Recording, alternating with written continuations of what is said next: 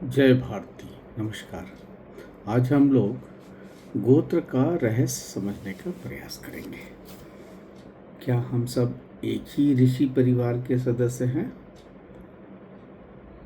तो सबसे पहले हम ये समझते हैं कि क्या जो गोत्र है मतलब क्या ये केवल विवाह की एक सामाजिक व्यवस्था है या इसका कुछ वैज्ञानिक कारण भी है?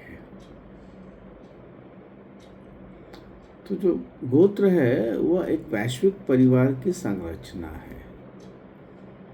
सनातन धर्म की दृष्टि से संपूर्ण मानव समाज ही एक परिवार है, जो जिसे वसुधैव कुटुंबकम के नाम से भी समझा जाता है।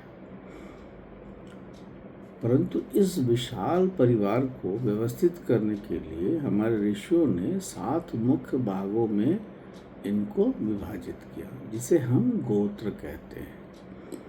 अब ये जो 7 गोत्र हैं ये 7 ऋषियों से हैं, जैसे कश्यप, भारद्वाज, वशिष्ठ, विश्वामित्र, अत्रि, गौतम, अगस्त्य।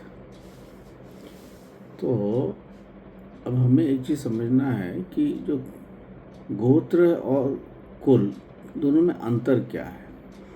कुल आपका जो है वह आपका पारिवारिक वंश है, जैसे आप, आपके पिता, आपके दादा, आपके परदादा, ये कुल हो गया। गोत्र हो गया जो आपका ऋषि वंश चला आ रहा है।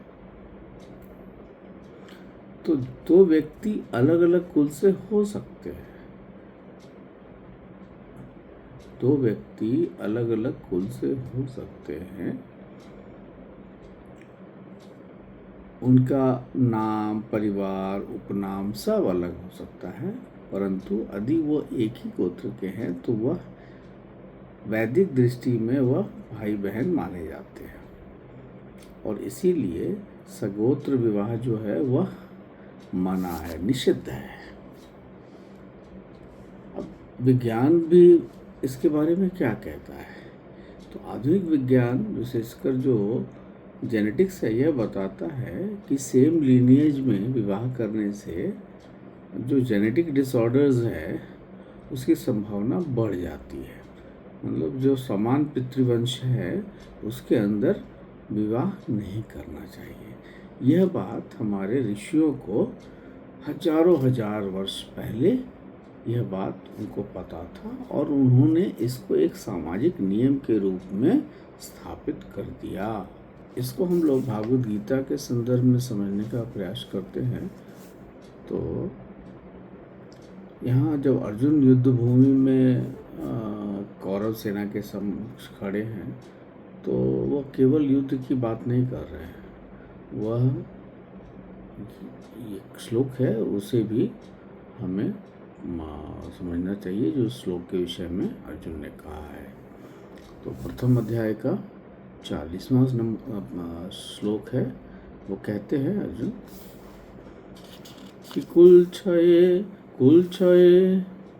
प्रणश्यन्ति कुल धर्मा सनातना, धर्मे नष्टे कुलम कृत्स्नम अधर्म अभवति युता। तो कह रहे हैं कुल के नाश से सनातन कुल धर्म नष्ट हो जाते हैं, और धर्म के नाश हो जाने पे संपूर्ण कुल में पाप बहुत फैल जाता है। तो यहाँ पे भगवान जो है कुल क्षय की बात करते हैं कि जब कुल नष्ट हो जाता है तो वह धर्म भी नष्ट हो जाता है। और इसी को भगवान ने मतलब अर्जुन ने 41वें जो श्लोक है उसमें फिर कहा है,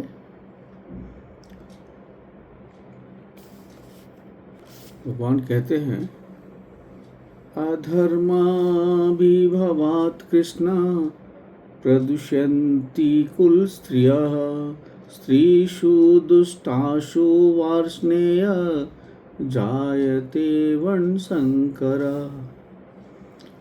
तो यहाँ भगवान कह रहे हैं कि पाप के अधिक बढ़ जाने से कुल की स्त्रियां अत्यंत दूषित हो जाती हैं और हे वार्ष्णेय, स्त्रियों के दूषित हो जाने पर वर्ण संकर उत्पन्न हो जाता है। तो यहाँ पे हमें ये समझना है कि जो अर्जुन का ही प्रश्न था कि किससे विवाह करना है, यह नहीं बता रहा है गोत्र, हमें यह बता रहा है कि हम एक ही मूल से आए हैं और फिर हम अलग अलग कुलों में बटे हैं और हम सब एक ही ऋषि परिवार के सदस्य हैं। इसलिए गोत्र जो है वह हमारे को एक तो साइंटिफिकली अच्छा है, दूसरा वो हमें जोड़ता है कि ये सब हमारे भाई हैं और इनमें आपस में विवाह नहीं होना है। तो एक वैज्ञानिक तरीके का जीवन यापन भी है गोत्र। तो और चूँकि हर जो ऋषि हैं उनका कुछ अपना पर्टिकुलर क्या कहेंगे उसको कि उनकी योग्यता है, क्षमता है या गुण है। जैसे अगर वशिष्ठ हैं तो स्थिरता बात है, अगर विश्वामित्र हैं तो परिवर्तन की बात होगी, है ना। और इसीलिए आज की जो दृष्टि में आज का जो आधुनिक युग है उसके अनुसार भी विज्ञान, संस्कृति और अध्यात्म के संतुलन के रूप में हमें इन दोनों श्लोकों को समझना होगा। यह जो है वह हमें जेनेटिक सेफ्टी देता है,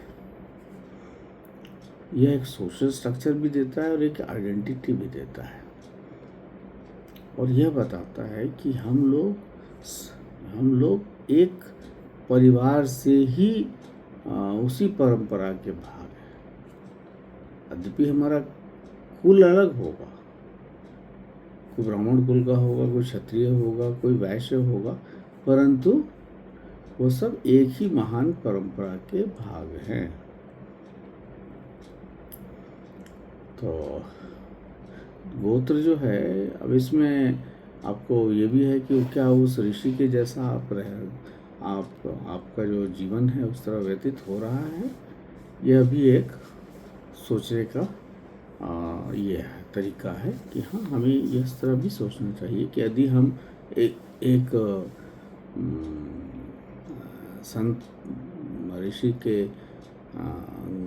वंश से आते हैं, गोत्र एक ही है, तो फिर हमें इस तरह जो जिसे कहेंगे हम मनन करना, समझना और फिर उसको आगे बढ़ा के लेके जाना। तो गोत्र जो है वह एक केवल पहचान नहीं है, वह कुछ जिम्मेवारियां भी हैं कि आप संत के जैसा रहें या फिर सामाजिक दृष्टि से विवाह शादी में भी इसकी बहुत उपयोगिता है। धन्यवाद। जय हिंद, नमस्कार, जय भारत।